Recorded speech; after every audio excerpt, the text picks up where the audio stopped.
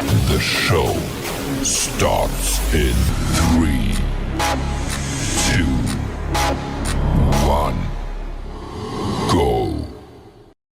Good morning, CaneSport. It's November the 3rd, 2025. I'm Gary Ferman, the publisher of CaneSport.com, joined this morning by our managing editor, Matt Shodell, as we discuss the news of the day, presented today by Modelo. If you're a college football fan, you deserve a Modelo. And we'll talk a little bit more about Modelo later in the show. But Matt, we have so much to unwrap from this weekend. I was there in Dallas to witness.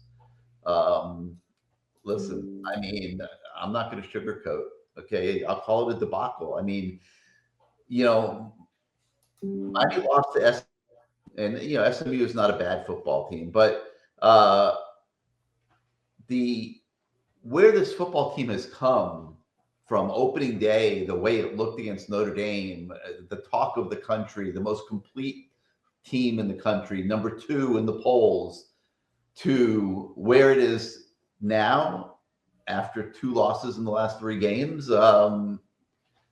It's just it's tough, man.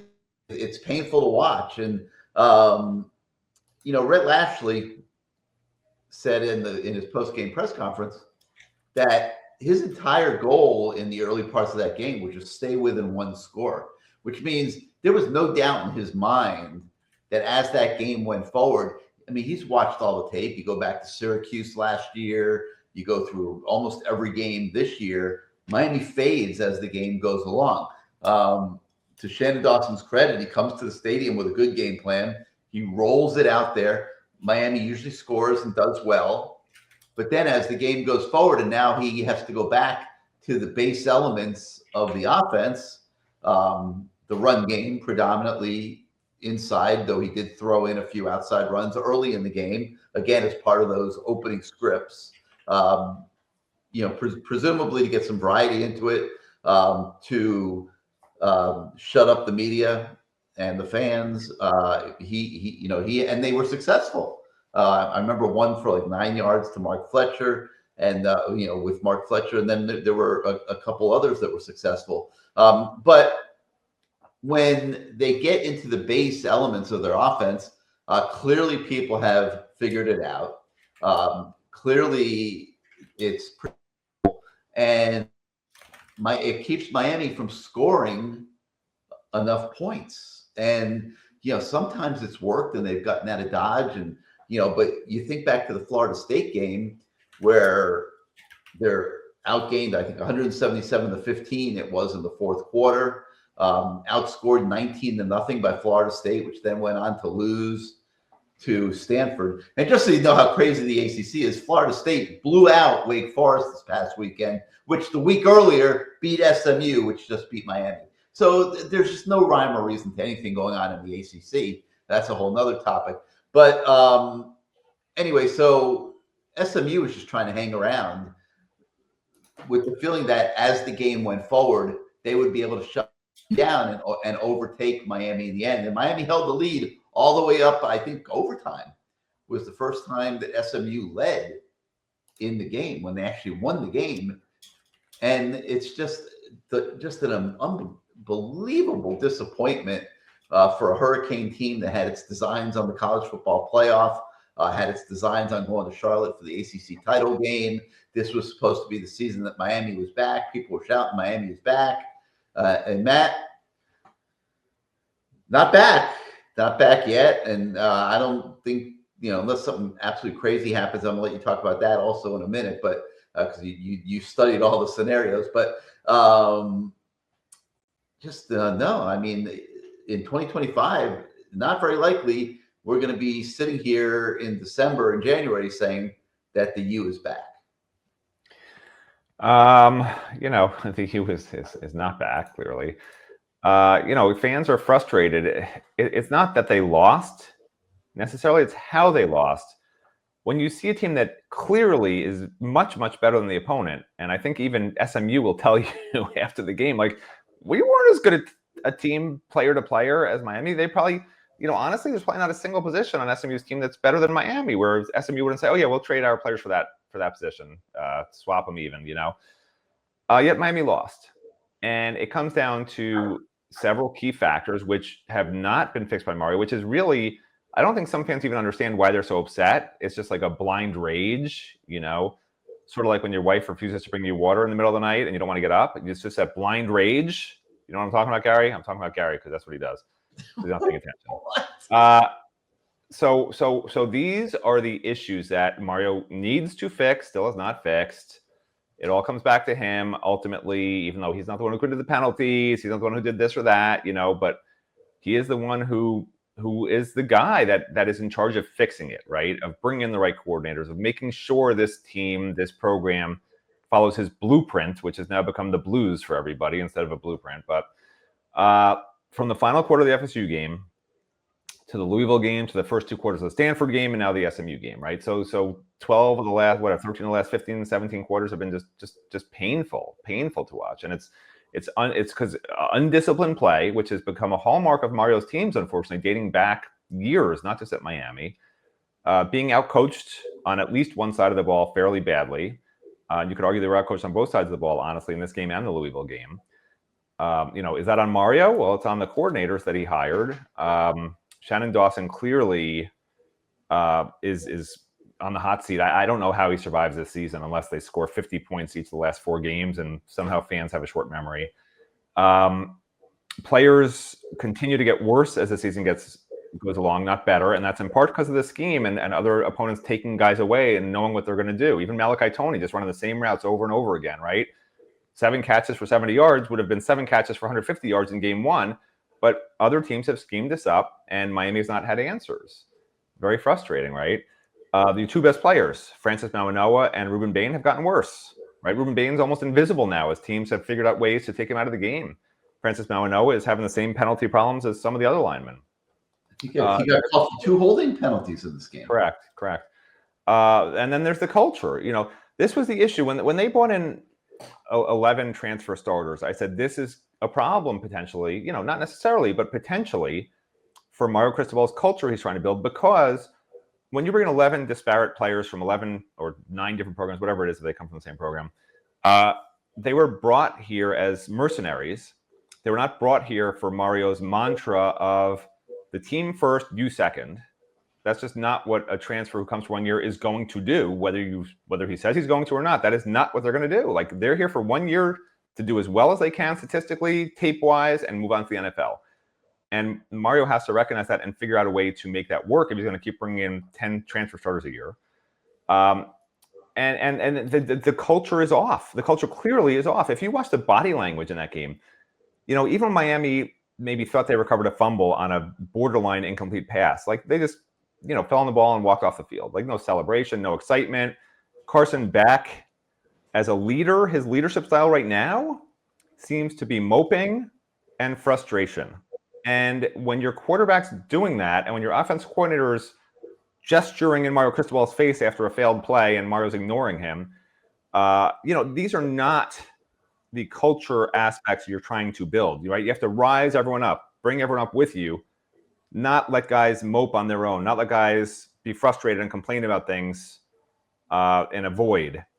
Okay, these are massive issues. These are not going to go away, and fans want to believe they're going to win the rest of their games. What I've learned over the years, and I got tricked this year, and I admitted it. After 4 games, I admitted. After the first loss to Louisville, I admitted I got flip-flopped on your prediction. I know where you're I got tricked. And I wanted to believe everyone else in the country who was saying this is the most complete team in the nation, and to stick to your guns. I'm a weak person.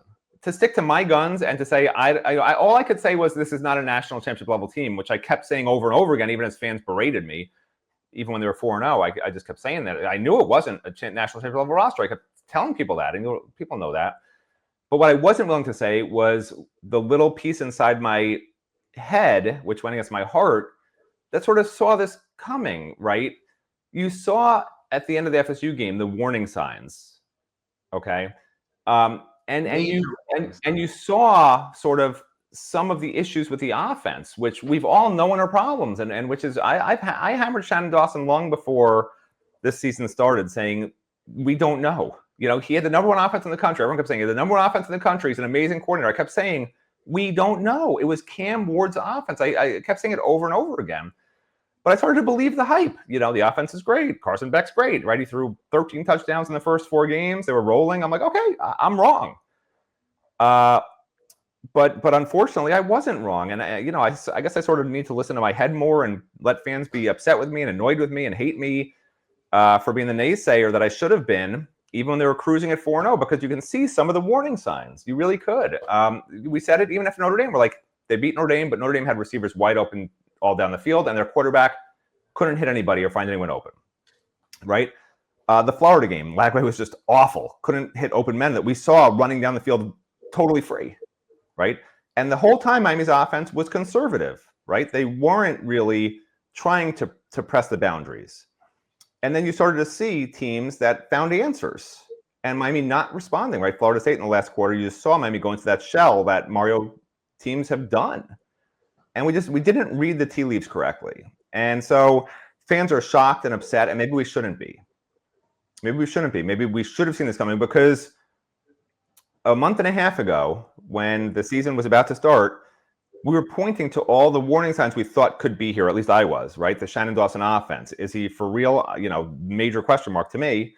All the transfers coming in. Are they going to be good enough? 11 starters that are transfers from other programs, and then Gary, I know after 4 weeks you were hammering, oh, they're amazing. What a great transfer pickup. I'm like, yeah, I'm on board with that. But every one of them, out of all them, my opinion hasn't changed on the person. Right now, if you look at the transfers, Keontae Scott is playing at an extremely high level, and you tell me any other transfer right now that's helping them win games or playing amazingly. They've gotten worse. Every transfer has gotten worse except for Keontae Scott. The safety play has been atrocious. But Jacoby Thomas, Mohamed Torrey can't cover Gary Ferman down the field. No. David Blay has been invisible. He's been okay, but he's been pretty invisible. Not a difference maker for sure. I never had massive expectations there, though. No, I'm talking about the starters who are transfers. I'm saying you put on the list. Carson Beck, Carson Beck, 8 interceptions or something in the last 3 games, right? He's streaky like we thought he'd be, a mental case like we thought he might be. All the things we were concerned about, it now looks like that was him. All the things Georgia fans warned us about, said, this is what you are getting, Matt Shodell. It's what he has been. Streaky, inconsistent, little bit of a mental case, great games here, bad games there. He'll cost you a couple of games a year, and he still might cost them another game or two as we move along here. Marty Brown, too slow to hit a big hole for a touchdown in overtime, and then they throw the interception. I mean, that happened. A faster back, Marty saw it too late, tried to move to it, and got tackled for a short gain because he didn't hit it fast enough. He's too slow. Okay, big bruising back, fantastic, but not fast enough. And he's in there because Fletcher was banged up. We don't know how serious it is. Right. Fletcher was banged up, and Jordan Lyles having trouble seeing the holes. But he's another transfer. James Brockermeyer, not real good at center. Okay, the weakest part of the offensive line. Another transfer.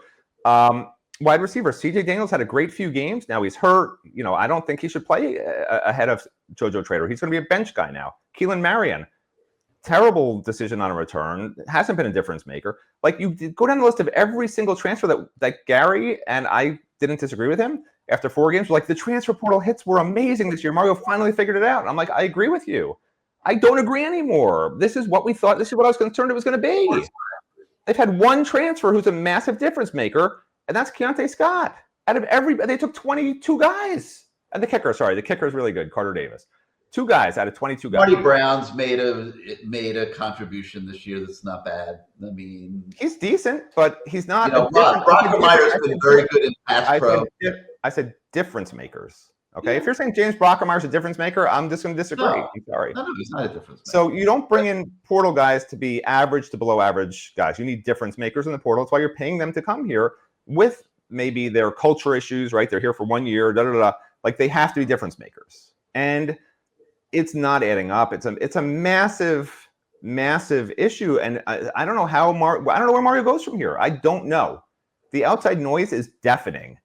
The one thing Mario's great at is recruiting and bringing in talent. And if he just recruits and brings in talent, brings in a new coordinator, lets that coordinator do his job, maybe we'll be okay. Figure out what free agents we need, maybe we'll be okay. But you know, for fans that think they're going to go 4-0, like you just haven't been watching this team. Like this team's not going to finish the season 4-0 if they play anywhere near like they played for the last 15 out of 17 quarters or whatever the hell. I'm not doing the math, but whatever it is, like for you to suddenly think everything's going to be great again and they're going to be playing at a really high level. Other teams have figured out what to do against Miami. Miami hasn't had any answers. I don't see how they're going to all of a sudden come up with them against NC State, which just had a great win and will have a bye now to rest up from Miami. Or at Pittsburgh in the final game. Like Miami's going to win, going to maybe win one of those, maybe lose one of those, probably lose one, you know, and finish with 3 losses. Unfortunately, like that's just what I think right now, and it's sad to say, but I believe my eyes. I believe my eyes. It could go any of either of the 2 ways. It could go that way, or they can get their act together and get back to playing good football. I mean, why wouldn't they get their act together before SMU? SMU is not good. They're banged up. They just lost the game. They have really very little going for them. Kevin Jennings could barely move. He was out there on one leg making plays, throwing for a career high amount of yards against the Miami secondary that was supposed to be so great. Here's the thing. Okay, so you said at the beginning of your little analysis here that Miami's clearly the better team over SMU. Yeah. I agree with you, but SMU has something that Miami doesn't. It's the name of their head coach, Rhett Lashley. Okay, Rhett Lashley runs a far superior offense of system than what Miami is bringing to the table this year. And even with lesser athletes, he was able to dial up a play here, a play there. JoJo Trader drops the pass and it ends up being intercepted. Rhett Lashley can dial up something for the next play. Boom, touchdown. When he needed plays to stay in the game, he was able to dial them up. Okay. I don't have the final stats in front of me, but such a good reporter, Gary. Such a good. I mean, you set the standard for reporting. Good for you. I have them. I don't have them up on my screen, but I'm going to. I will in about 5 seconds if you just chill out, Matt Shodell, because I'm curious what the final total yardage was, and he generated 388 yards of offense. Miami had 433, but 365 of that of it was passing. Is that right? Yeah, that's right. They only had 23 yards rushing, SMU, which is amazing. I mean, they were totally one. And guess what? All those rushing yards came in that final drive when Miami was trying to punch the ball out and just let them run. Yeah. I mean, they were totally one-dimensional. He threw the ball almost every play. Yep. And, we got to have a balanced offense. We can't go after opponents like that. And that's something that Mario Cristobal has to look at. Okay. Like this is too cookie cutter. It's too predictable. It's too the same game after game after game. And what's been happening is Shannon Dawson will put a good game plan together, which he did for SMU, and they'll come out of the gate looking great. And you saw it the other day. Passes to JoJo Trader. JoJo Trader, who we thought was going to be wide receiver 1 this year, who has been totally invisible the first half of the year for a bunch of different reasons that we're not going to get back into, suddenly has to play because CJ Daniels is hurt. Okay. JoJo Trader goes through the full week of practice, preparing to play this game. And they come out and they are looking for JoJo Trader. He has almost 100 yards receiving in the first quarter. Unbelievable. I mean, I was like, wow, like, where's finally, and I'm sending out tweets and pissing people off and, whatever. But it was like he's alive, I mean, we got confirmation in one series in the first quarter. We got confirmation that Miami has outside runs in its playbook and that JoJo Trader is alive. Almost 100 yards receiving in the first quarter, Matt. Okay, so then you go into the second quarter now, and they try to hit JoJo again, and don't you know it, because it's just freaking going this way. It was like, I think it was like 30 yards down the field. The ball, perfect pass from Carson Beck. He bobbles it up in the air, essentially drops it. The ball bounces into the hands of an SMU defensive back, and now it's an interception. Next play, SMU scores, big play, and the secondary, by the way, was having some issues with Lashley's passing attack. They were confused on a lot of plays, and like what Matt was saying, we had seen earlier in the year with some receivers running free, the quarterbacks weren't hitting. These guys were, Jennings was hitting them. Okay, but I thought from that point, Matt, that misfortune shell-shocked Miami, which is it's unfathomable. You can't allow this to happen. But the Miami offense was running differently from that point to the end of the game, without question. And got a lot more conservative, a lot more station to station. Remember that term, station to station, because that's what I'm seeing. Okay, I'm seeing when they go conservative and they start running in the A and B gaps on a repeated basis, and they did it in overtime too, by the way. They had 3 successful runs in a row, and then they went for a 4th. Okay, and that's, to me, is overbaking it. Okay, I would have personally stopped it too, but you start overbaking the inside runs. Now they're gearing up to stop it. They stop it. Okay, now you're in 2nd and long. You're thinking, I got to gain some yardage here, so I'm not in 3rd and long. So you draw up a play that'll get you 5 yards. Okay, boom. In some cases, it was a short pass. In some cases, it was a running play. Okay, now you're 3rd and 5. Okay, you're not converting every one of those. I don't care what the analytics say. Okay, you're going to convert some, and you're going to fail on some. And 3rd down conversions in the game, Miami was, let's see here. Bear with me. 3rd down conversions, the Canes were 7 of 16. Okay, so you're only converting 40% of those. Okay, and this is what has happened to the Miami offense. It becomes station to station. It gets conservative. They're in 3rd down a lot, and they're only converting 40% of them. That's called losing, ladies and gentlemen.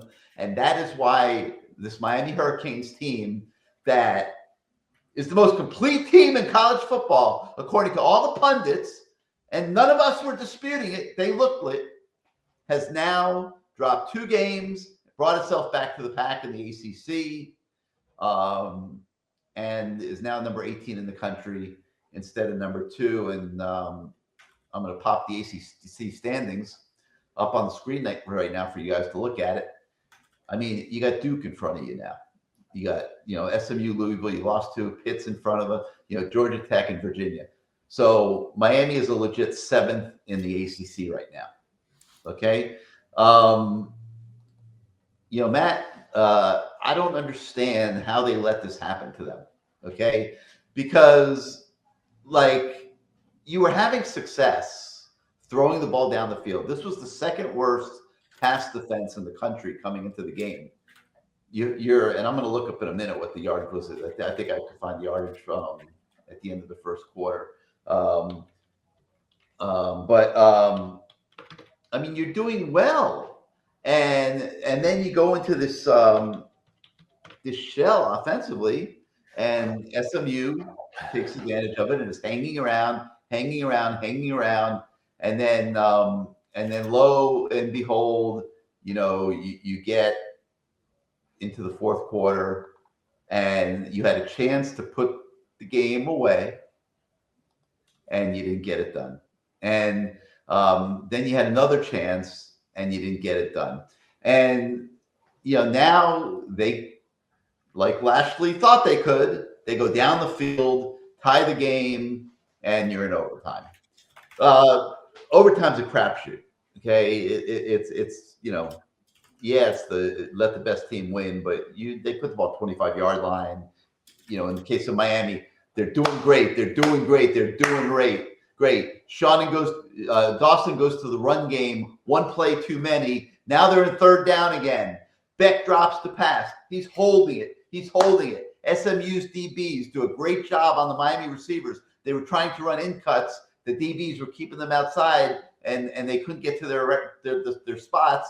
Malachi Tony is totally covered. Carson Beck tries to force the ball to him. Interception. Game essentially over. Okay? SMU ended up scoring a touchdown anyway. But it's a loss. And now you're sitting here with 2 losses, and the entire fabric of the season has changed. Matt, this is self-inflicted pain, in my opinion. And the coaches got to take an enormous amount of the responsibility. I mean, they're in it together, the players too, but the coaches, to me, have inflicted this on themselves. Shannon Dawson, by getting too conservative, by not having an offense built for an entire game. I mean, you can see he's not a bad coach. I mean, he comes out at the beginning of every game with a great script, like so many offensive coordinators do, because they've been studying the other team all week. They know where the weaknesses are. He comes out with a great script. Then they make an adjustment, and there's nothing left in the tank. And that's called losing. And, but listen, he has a head coach, Matt. And this is where Mario's not functioning like a head coach. I mean, I'm sorry, he's just not. Like, he's in charge. He's allowing this to happen. He's involved in every single step of the game preparation process. And, he has seen this now week after week after week, where the offense fades as the game goes along. It has not been addressed, and it caught up to them at SMU. I mean, it caught up in Louisville too. It's an every year thing that just I don't know the answer, but look, for those of you that are still dreaming, should I run through the scenarios and how hard it is going to be for Miami to have anything left to play for? I mean, if there's nothing else to play for, at some point you just start playing the young guys. Move on to 2026, and there's a good reason to do that. I think we agreed that we're not there yet. Not necessarily, but mathematically you're almost there. So here's the deal. Okay, I'll run through it real quick. By the way, Miami had 123 yards offense in the first quarter. Okay, 123. They ended with 433. So I mean, it's not horrendous, but there was a big difference. They were getting yards. But the problem with the penalties and the mistakes, the yardage, you have to somewhat throw out the yardage, because the strangeness of it was a strange game, and SMU was very smart to be running that fast-paced tempo, because they saw what happened at the end of the Louisville game, where Ruben Bain could barely stand up, Akeem Mesero couldn't move, and that's what they were aiming to do. And to some extent, it worked, but. Anyway, so here's where things stand. Okay, let's start with the ACC, and then we'll look nationally, because there's the ACC title game. Can they get in that, and then can they get in the playoffs? If they're not in the ACC title game, if they're in the ACC title game, obviously they have a chance. But all right, so Miami is 2-2, right? And there's a bunch of teams ahead of them.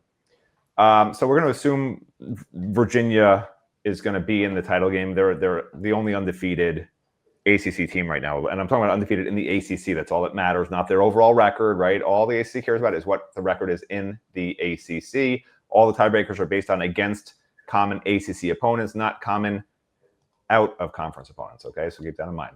All right, so Virginia's in there. So now there's one more spot, okay, because Virginia's not going to lose 2 more games. They still play Wake Forest. They could lose 2 games. They play at home against Wake Forest, at Duke, and at home against Virginia Tech. Okay, I don't think they're going to lose 2 more games. It would be very surprising if that happens. They'll lose at Duke. Well, if they lose at Duke, then Duke's going to be in the title game. Like, this is the problem with the ACC, right? Can you imagine if Manny Diaz, in his first year at Duke, makes the ACC championship game? No. Can you imagine? In his first year, did you say his first year at Duke? Or second year at Duke, right? Anyway, so look. So here's what has to happen. This is the scenario that Miami's facing to try and get in, right? Because again, if they lose to Duke, now Duke's a problem for Miami, right? Because now Virginia has 1 loss. Duke is going to wind up with maybe 1 loss because they're 4-1 right now, okay? And the only other games Duke plays is UNC and Wake Forest. So let's not get caught up in the Gary Ferman ad-libbing stuff, okay? Duke has to lose that game, in my opinion, for it to be a realistic chance to have a tie-breaking scenario that maybe Miami could somehow win in the end. So Virginia has to win out, okay? Period. Now, Georgia Tech with one loss would have to lose to Pitt. And again, this is to get to Miami having a massive tie-breaking scenario where maybe they could win a common opponent tiebreaker. This is what exactly has to happen, other than some crazy upset like, North Carolina beating some team who's really good. Okay, so Georgia Tech needs to lose to Pitt because their only other game left is BC. Okay, and they only have one conference loss. So if Georgia Tech beats Pitt, Miami to me is essentially eliminated. They're not going to lose to Boston College. Okay. Now Pitt, of course, has to lose to Miami, right, to win that tiebreaker. And then Louisville with one loss and wins the tiebreaker with Miami head-to-head. Needs to lose to Clemson, unlikely, but needs to lose to Clemson and beat SMU. Okay. The only other game they have left is Cal. They're not going to lose that game. SMU, again, with one loss in the ACC, that would win a head-to-head tiebreaker with Miami. Like, Miami cannot wind up in a massive tie that involves SMU and Louisville. They will not emerge out of that at all, okay? So you have to have one of them wind up behind Miami. So SMU now has to lose to Louisville and then also lose to either BC or Cal. Both those games are on the road. Highly unlikely it's going to happen, but that has to happen for the scenario, okay? Then there's Duke, which we mentioned, right? They have one loss, so they have to lose to Virginia because UNC and Wake Forest, I don't see that happening. And now Miami, of course, needs to win out, right? So they need to beat NC State and beat Pitt are the two tough games they have left, okay? Now, if that all happens exactly like that, and it pretty much has to be exactly like that unless there's a massive upset, now Miami finishes in a second-place tie behind undefeated Virginia, and they're in a tie with Georgia Tech, Pitt, Louisville, and Duke. Okay, they're in a massive five-way tie with all those teams having two losses in the conference. And in that tiebreaker scenario with Miami being 1-1 and a lot of these teams not having faced each other enough to make this a meaningful tiebreaker, what the ACC says is you have to look at the win percentage against all common opponents, right? And then you go from there. So, that's going to depend what happens with the rest of the season and all this other stuff. I mean, that's a lot of math to figure out. If that. My guess is Miami doesn't even emerge out of that scenario. So I'm going to say right now they're not going to be in the ACC title game. It's 0.1% chance. So now, with them out, the question is, can they still be in the playoffs? So now as you look at that, let's take a look at that scenario, okay? The 5 highest-ranked conference champions get automatic spots, okay? And that includes group of 5 gets 1 spot. So and then 7 more teams get in. So Miami has to be one of those 7 teams. They're not going to be one of the 5, okay? And keep in mind, these 5 teams that I'm going to mention could all lose in the conference title game, and some team that maybe was borderline can get in, which will add another couple of spots. Will again push Miami further down the list. So Big Ten, we're going to say Ohio State. They have no losses. ACC will say Virginia wins. They have 1 overall loss.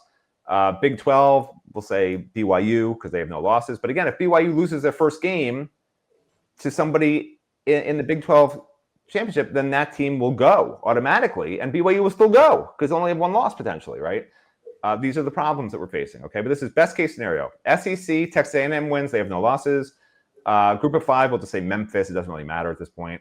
You have to think Notre Dame will be in unless they lose to Pitt, okay? Because Notre Dame will not get in over Miami because Miami beat Notre Dame. That's the one thing that Miami has to hope for, that it comes down to them and Notre Dame. Okay. Well, if you say so. Because of that, I think they would go head-to-head, and Notre Dame's number 10.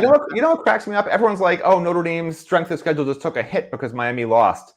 What about Miami's strength of schedule? Miami played Notre Dame, so Notre Dame's strength of schedule got worse. So now Miami also gets hurt because Notre Dame's strength of schedule is worse. They hurt themselves and they hurt Notre Dame. It makes no sense. For right now, it doesn't really matter. If you're Miami, right, you got to forget Notre Dame. So we'll say Notre Dame's not in. It doesn't matter. We'll say Notre Dame's not in. Who cares? Okay, say you lose to Pitt. I don't even care because here's what else happens. So you got 5 teams in already. Forget Notre Dame. You lose to Pitt, you hopefully go to the Pinstripe Bowl. So these people can go to New York and have a nice couple days. Okay. So now here's the other teams that are going to be problems, okay? The ACC loser, whoever that is, again, remember what we just said. Miami is 0.01% chance maybe, I'm not doing the math, to get in. It has to happen exactly as we said, and they have to win some crazy tiebreaker, which is almost certainly not going to happen if they even win out. So whoever loses the ACC title game, can Miami leapfrog them? We don't know. That team, would a team that loses the ACC title game and have their 3rd loss in that ACC title game, will the committee say, well, Miami only had 2 losses, but didn't play in the ACC title game, so they should be ahead of a 3-loss team, even though that 3rd loss is in the ACC title game? I don't think they do that, but we'll have to hope that. Let's just pretend that even works. Okay? You're saying the team that loses the ACC title game has 3 losses? Yeah, like let's say Louisville's in the ACC title they're game. not getting to the playoff. There's no chance. Then only, oh, you're saying only one ACC team makes it. If there's going to be a second in that scenario, I think it would be Miami. So you think a 2-loss Miami that doesn't play in the title game gets in over a team that had 2 losses that lost the ACC title game? That's what you're saying. There's a lot of these teams are going to end up with 3 losses. Okay, because the whole thing the committee likes to say is they're not going to punish teams for being in the ACC title game or in the conference title games, but I guess they're wrong. Three-loss team that's getting in the playoff. I wouldn't think so. But to leapfrog a team that didn't make the title game to have that 3rd loss, I don't know if the committee does that. That's my point. Well, anyway, then it's going to depend on the resume. And that's where Miami's win over Notre Dame. We'll just say one ACC team makes it. Because again, as I go through this, you're going to see it doesn't even matter. Okay. Even if only one ACC team makes it. Okay. And that's it. So now you got 5 teams, and the ACC loser is not going to even make it. You have 5 teams in the playoffs. Notre Dame's not going to make it. Everything Gary Ferman wants to happen is happening, even though it's not. I don't want anything happening because I don't feel that this team has earned its way to the playoff. I think they were in the driver's seat a few weeks ago to get a first-round bye. Well, here's what makes this whole thing difficult, even if Miami wins out, okay? Indiana's sitting there with no losses. And again, we have 5 teams already in. These are now new teams that have to be in, and there's 12 total teams to make the playoffs. Indiana, no losses. Alabama, 1 loss. Georgia, 1 loss. Oregon, 1 loss. Ole Miss, 1 loss. Yeah, Texas Tech, 1 loss. Texas Tech, 1 loss. Those teams all have to lose 2 more games, in my opinion, probably, to be below Miami, most likely, okay? So now you have 11 teams in the playoffs. No Notre Dame, no second ACC team. That's 11 now, okay? You have 1 more spot. So now you get the chance, and here's the chance Miami has, right? Miami will have 2 losses. So now it comes down to any of these and close losses, okay? That could be a factor in all honesty. Okay, but listen, what I'm going to say. Just listen what I'm going to say. And then you have an overtime loss to SMU. So those are close games. If they're in a neck and neck for that 12th spot, they could get the benefit of the doubt off of that. Just saying. Here's the problem that I'm saying. Okay, you're not really listening here. That's 11 teams. That's 11 teams in there with 1 loss. Okay. Now Miami has to beat out all of these other teams if they also win out, like Miami has to win out. Okay. These are all teams that currently have 2 losses that are ranked ahead of Miami. Okay. Oklahoma, Texas, Vanderbilt, Utah, and Missouri's right there with Miami. Okay. So we don't include Missouri. So that's 4 teams. So 4 teams. So those, I can't hear you. So those 4 teams all have to. The season. What? There's still a month left. Right. So those 4 teams all have to lose another game. Lose at least 1 more game. Well, why won't Miami lose another game if they're all going to lose games? Well, you have to assume Miami has to. Yeah. So that's Miami's ticket. So that you don't let me talk. So that's Miami's ticket in. Those 4 teams have to lose a game, and Miami has to win out, and that's the last playoff spot. If everything else goes perfectly and all the conference champions win the games they're supposed to win, and one of these other teams doesn't even get in there, like the chances are minuscule. They're essentially almost mathematically eliminated, but not quite, because it's not mathematics, it's football, and all these teams could lose every game they play, right? It could come down to the last game, and you could say if every team ranked in the top 17 loses, Miami will be in the playoffs, right? There's still a mathematical chance. It's just not going to happen. And that, as we sit here right now, I'm telling you it's not going to happen, but it's not a mathematical certainty that it won't happen. It's not even that close to a mathematical certainty it won't happen. I might even put it at the 3% ESPN has it at, because who the hell knows? Who the hell knows? Miami could win their last 4 games magically. I don't really know how, other than if Carson Beck gets his head on straight, then that would work. But I mean, Carson Beck looked like both Cavanagh twins broke up with him after the game. I mean, there were tears coming down his face. I don't know if he wears makeup, but the cross he has was all blurred out. Like it was. They shouldn't even put him in the press conference. He looked like, people were making memes of him like he was walking one of the living dead. It was terrible, but they waltzed him out there. They don't let him wash his face off. He looked like death, which I guess in a way, at least he took it to heart and it meant something to him, which is great. But he's a little soft. He's a little soft. I'm sorry. And, I feel like he's the kind of guy that's like me. He's a nice guy. Like if I saw him on the street and I said, "Yeah, Carson, I said you were soft," he'd say, "Okay," and he'd move on. Like he wouldn't punch me in the face. Like 99% of the team would punch me in the face. I think Carson's too nice. Nice football players who are somewhat intelligent in life, they should not be playing football. That game is not for them. And Carson Beck plays chess. He plays the guitar. The game is not for him. He should go into business and enjoy the rest of his life because, I don't know. That's just me. If you're still watching this show, that means you still watching. Nobody even started watching. That infers somebody started to watch. If you're still watching this show, that means that you are a true college football fan. And the football season is here. And Canes fans, it looks like you deserve a Modelo, and maybe even more than one, because college football season is Modelo season. And your reward is full-time fandom with an ice-cold Modelo, the official beer sponsor of the college football playoff. So the Modelo recruiter is out there, and he's back in action looking forward. He's looking to reward full-time fans who give their all to their team. And so some things in life were just made for each other: peanut butter and jelly, macaroni and cheese, and college football and Modelo. You have seen them absolutely every place. Matt, I haven't seen a marketing campaign like at the level of what Modelo is doing this football season. They are literally everywhere. You see them at Hard Rock Stadium. You see Modelo being sold at the concession stands. I saw it in Dallas.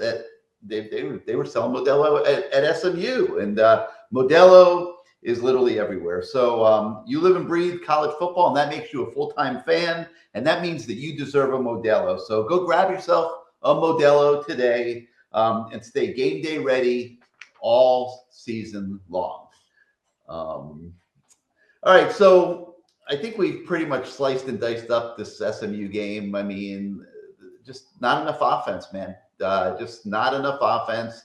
The Canes were way too conservative, way too predictable, didn't go forward enough. Had they maintained the same mindset that they brought to the stadium in the first quarter, I believe they would have beaten SMU. But we'll never know because they didn't. And a lot of yards. The yards were there to a point, but not a lot of points. And it was because of all those third downs. And again, you keep getting yourself into third down. You're not making big plays down the field. You're only going to convert 40. The other day it was 40%. I mean, you're not going to make them all, and that's a lot of empty possessions that become part of the equation. That's how you get beat. If you're Miami, it's happened twice now.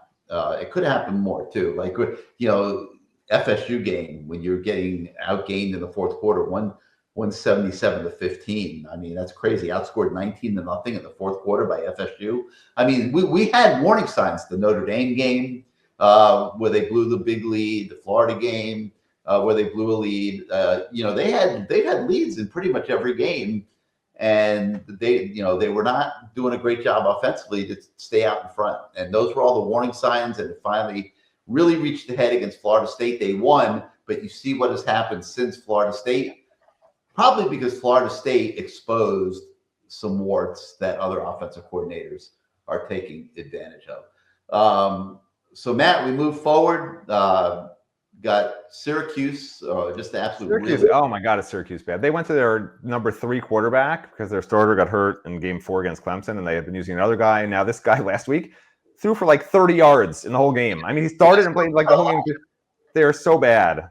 He was like 4 for 18 for 30-something yards. I mean, so I would personally like to see them put Syracuse away early and get a lot of guys playing time this week. Well, that's a big thing for me. I want to see a lot of these young guys play. I really do. They got to start. Here's the thing, and we'll talk about it more. But if they could just start analyzing their roster for next year now a little bit, that would be huge because they changed the transfer portal rules so much that Miami's only advantage for next year over other top teams is that while other top teams are playing for something, Miami can use these 4 games potentially, if they so desire, to evaluate quarterback, to evaluate their young guys in the roster, because there's a 2-week window in January, and that's it. No more grad transfers, no post-spring window. Your team, come enrollment in the end of January, is your team for the next season. In spring practice, If you find out that your cornerbacks suck, that your linebackers are terrible, there's nothing you can do except say, oh well. You say, oh well, Miami can find out now for 4 games with these young guys that have to step up. They're losing 14 guys, maybe 15 if Mark Fletcher leaves, from their starting lineup next year. They need to know by the end of December exactly what they need in the portal, and then get the guys that they need in the portal, or else guys don't want to know what their NIL deals are to make a decision on whether they're staying or going in the portal. It's going to be insane. I'm telling you. It's going to be a mess. It's going to be a disaster. The NCAA is just so ridiculous with this stuff. It's so bad. Yeah, they're trying to find the best solutions for everything, but it's complicated, man. But yeah, like you have all these players, and Miami has not gone real deep this year. We'll have to take a look at that, Matt. But like they have not gone real deep this year, and there's a lot of guys that have not played a lot of football. A lot of guys. Seeing them. Yeah, they're seeing them on the practice field. Correct, but as second teamers and scout teamers, totally different. You don't get that sense, and those guys don't get the development that maybe they need. And I know coaches say they coach everybody, but really they're coaching for the next game in the season, right? It's a lot different when you're getting first team reps. You're starting. I mean, you're studying film like crazy, and some players respond differently in games than in practices. They're better in games. They're worse in games. Depends on the person. And Miami needs to find that out, I think, before 2026, because to me, like we said, that 2025 is mathematically virtually done, other than a bowl game. And like to just play young guys in a bowl game when everyone opts out, I don't know that's enough to really get a handle on your roster for 2026. I'd love to see multiple games, especially at quarterback, right? If the quarterback's on the roster, if it turns out Luke Nichols the guy, or that guy, or maybe Emory Williams from the offseason has become that guy after a horrible bowl game last year, that saves you $5 to $10 million, depending on what the budget's going to be next year. And that money, you can buy 2 of the top defensive tackles in the country. You could buy 3 of the top, linebackers and safeties in the country. Like, they need to know that there's not unlimited money. I know people like to say, oh, they'll just spend whatever they need to, but that's not true. Like, there's a budget, there's a certain amount of money, and they need to figure out where it goes. And if they have that quarterback on this roster and they know it, that saves you a fortune that you can use at other spots. Like, that's the key to me. And that's why I keep saying freshmen are rookie contracts in the NFL, right? You get top young guys, freshmen, redshirt freshmen. They're underpaid for maybe how great they are, right? Malachi Toney, for instance, right? He's a bargain. He's going to be a millionaire next year. He's a bargain this year as one of the top playmakers in the country. Imagine if you have 5 or 10 of those guys. You can spend all your money on free agents at massive areas of need. Like, that's the key to the whole thing. It's really interesting, Matt, because it's really not as simple as you think it is. There's a lot of hidden potholes with this whole idea. I mean, I like the idea, but I also see the negatives. Like, let's say you play Gerard Pringle instead of Mark Fletcher and Jordan Lyle and Marty Brown. You say, we're going to take a look at Gerard Pringle, and he peels off a 150-yard game. Gerard Pringle stock goes through the roof in a scenario like that. And I'm just using him as an example. Gerard, please don't go. So you're saying hide. You're saying they should hide their players and not find out what they have, basically, or not necessarily. Maybe know in practice a little bit, but not know for sure. If you go do what the Matt Shodell plan is, which it has what you're laying out has a lot of credence. I mean, it would be beautiful if against Syracuse you could get the starters out of the game in the first quarter and spend the last 3 quarters playing all these young players that have never gotten to play, if it worked out that way. But you're also you're not just showcasing them for yourself, you're showcasing them for everybody around the country who now is going to try to come poach your players. And that is a problem. And don't kid yourself, Miami would be doing the same thing. But people will try to poach other people's players. And so you're not wrong. They have to walk a fine line. In my opinion, they have to figure out what they have, and it can't be through second team and scout team reps. We've been doing that enough. I mean, what they've been doing obviously isn't working. I want something different. It's why people vote for Mamdani in New York City or Trump for president. They want something different. They know what's happening isn't working. No politics. But that's why people vote like that. I said left and right. I did one of each. So I'm in the middle. I'm an independent voter. I'm not one of those. I am too. I'm not saying a word.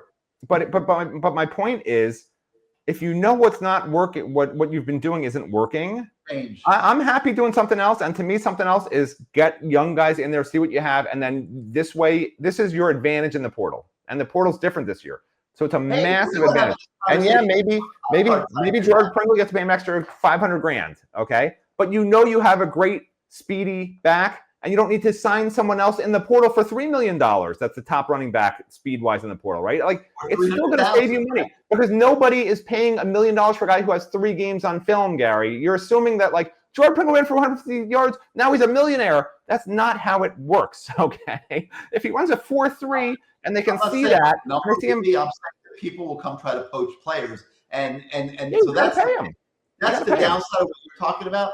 But we were talking about this before the Pop-Tarts Bowl, and now we were saying give Emory Williams the whole game at the Pop-Tarts Bowl. Yeah. Now they start Cam Ward. He bails at halftime. Like, they end up losing the game. What did that get the program? Absolutely nothing. Okay. Right. Every starter took themselves out of the game at halftime. I would have rather played Emory Williams and a bunch of these other kids and gotten them significant play time. It's great you say that, because here's the conundrum. We're talking as reporters and fans think as fans. I guarantee you all Mario Cristobal thinks about every week is, I want to win the game. I want to have my final record when I retire to be as many wins as possible. And they don't think, these coaches aren't thinking a year ahead, 2 years ahead, 3 years ahead, other than in recruiting. They're not thinking, oh, I'm going to play young guys now. They think they know. They think they know how good the guys are, how bad the guys are. They think they know their mentalities. But oftentimes what they think isn't true. It's like everybody thinks their child is the greatest kid in the world. And then it turns out that in school he's beating everybody up. Okay? I'm not talking about your son, Gary, although I can't vouch for him either. Like, they don't know clearly, because there have been so many personnel misfires over the last few years.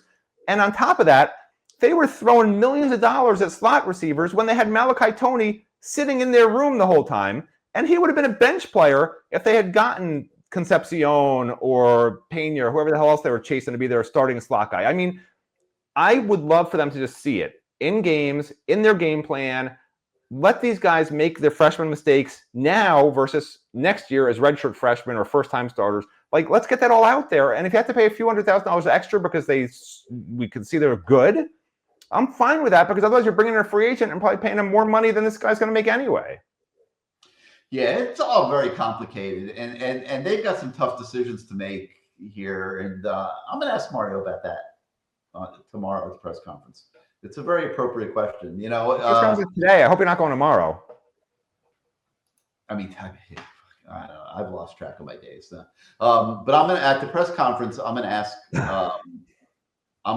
Mario that question later today, because, you know, it's very interesting to, especially, like, you can't overlook Syracuse as bad as they are. Okay, you know, you can't overlook any opponent. You can't overlook anybody. You can't overlook Cookman. Right, but you can overlook Syracuse if it pertains to the big picture of the program. And, you know, I just wonder what the mindset's going to be about playing younger players who haven't gotten a lot of playing time. They're not going. We were in the same scenario in the past, and we didn't see Mario do it. He's not going to do it. I just would, you know, I'm just suggesting something, okay? No, you know, but he's not going to do it. He's not going to do it. It's an interesting subject. You're risking having to pay guys extra money because if somebody does really well, you're creating a bidding war for them. He's not going to do it because he wants to play the best players who we think can win the game, and that's who they've been starting all year. Yeah, so that's why. But hopefully they're up by about 4 touchdowns by early. Well, that's right. That's a whole different ball of wax. Give everybody's heart a break, okay? And let's get some of these younger players in the game. I happen to agree with Matt on this one. All right. Let's think. Okay, so today we've got multiple conversations. Basketball games tonight? Yeah, I'm gonna get to that. We got multiple conversations with Mario Cristobal here this morning. We've got Shannon Dawson, Corey Heatherman press conferences. So we're gonna have a lot coming for you by midday, or actually by be like mid to late afternoon. We'll have a bunch of content coming your way. And then tonight, the Canes basketball team, the Jay Lucas era begins with the home opener, the season opener against Jacksonville. Matt's going to kill me for saying this. I'm going to say I'm always excited, but I have liked what I have seen so far of this basketball team, the size, the athleticism, the commitment to defense. The only variable that I'm waiting to see, because I'm watching practice where they're running nonstop for 2.5 hours and they're exhausted, okay? The shooting percentages were so-so. I want to see how they shoot in a game condition. And if they can, if they can put the ball in the basket, I think this could be a sleeper team in the ACC this year. Not necessarily to beat Duke and win the championship, but very, very, very competitive team in the ACC, an NCAA tournament team. That's my expectation after watching. Hope they can meet it. But Canes basketball tonight, we will have coverage of that this evening on the website as well. But that's going to conclude it for today for Good Morning CaneSport. Thank you so much for starting out your day with us. For Matt Shodell, I'm Gary Ferman. Have a great day. We'll see you next time, everybody.